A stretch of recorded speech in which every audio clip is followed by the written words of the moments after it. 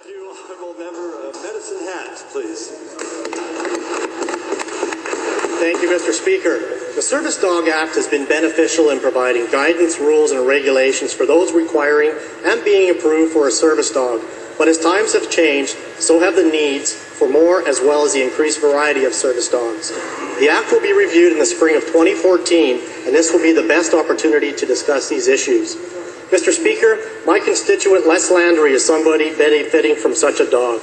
Les went from a life of normalcy to suffering high blood pressure up to 270/168, even while on medication.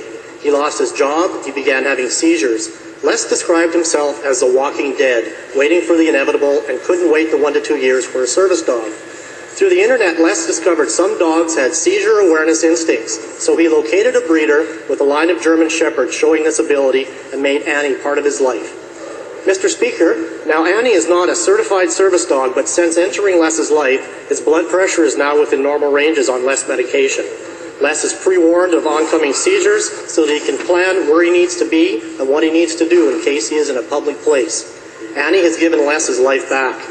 Les is happier and healthier, and Annie has a loving and caring companion. But without being certified, Les is limited to what and where he can take Annie, such as transit, shopping, going to the doctor, or taking his lifeline Annie with him whenever he needs to leave his home. Mr. Speaker, Les and myself are not asking for the legislation and regulations to be changed to reduce the level of training required of service dogs for the providers, the clients, or the public at large. All we want to do is raise awareness to the fact the needs of clients are now being grossly underserved. This will be an unbelievable opportunity to open the door on how service dogs are trained, who trains them, and where they come from. I know from the member from Calgary Fish Creek the incredible bond that has been created between her and Quill, and my hope is more clients can experience that bond. I ask all members to consider this, as well as Quattro's Law federally, when this discussion begins. Thank you, Mr. Speaker. Member St. Albert. Speaker, it's funny in this job how you end up meeting people and the impact they have on you. Les Landry is one of those connections, and he continues to teach me the importance of service dogs. Years ago, Mr. Landry had minor surgery which resulted in life-changing complications, leaving him with extreme sustained elevated blood pressure, 3 strokes, and the development of epilepsy.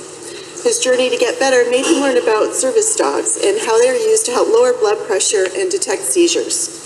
Miss Annie, the puppy as she is lovingly called, first met Les when she was 3 months old, and they began their journey of learning and training. Within 2 months, Annie, while she was still in training, helped lower his blood pressure and detect her first seizure. Mr. Landry is also a survivor of PTSD.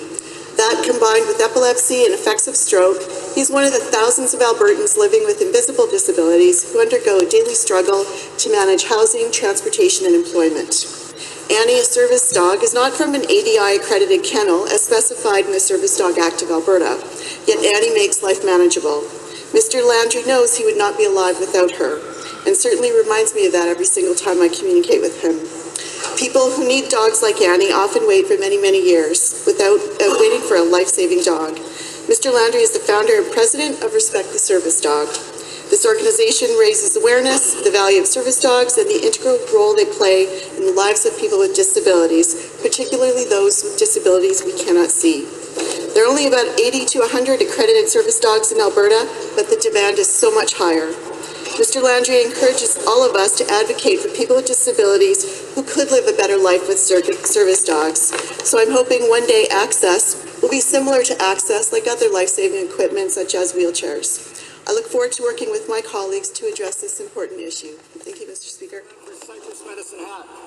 Thank you, Mr. Speaker. It is my privilege to introduce to you and through you and to all members of the Assembly from Cypress Medicine Hat, Les Landry and his service dog Annie. Les has used his personal experience with post-traumatic stress disorder to serve the community through various organizations he is very active in. Les is also the founding president of Respect the Service Dog, an organization to raise awareness about service dogs in society, and also started the Medicine Hat Trauma and Stress Network. The support network holds weekly meetings and offers a support line for people struggling with PTSD. If Les and Annie could now rise, I ask that all members would join me in welcoming him and Annie and wishing them all the best in all their efforts to serve Albertans.